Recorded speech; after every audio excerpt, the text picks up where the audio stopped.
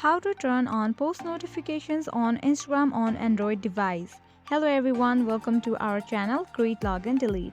Now let's jump straight into the process. Open your Instagram app. Here we go. Your home page appears.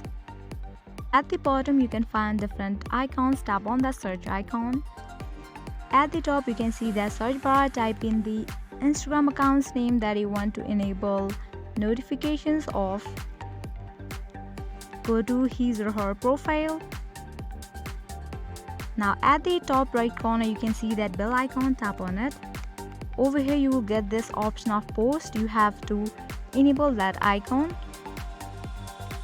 Now whenever this person will post anything in Instagram account, you will get notified.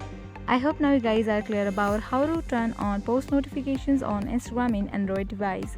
At the end, if you find this video helpful, make sure to like, share and subscribe.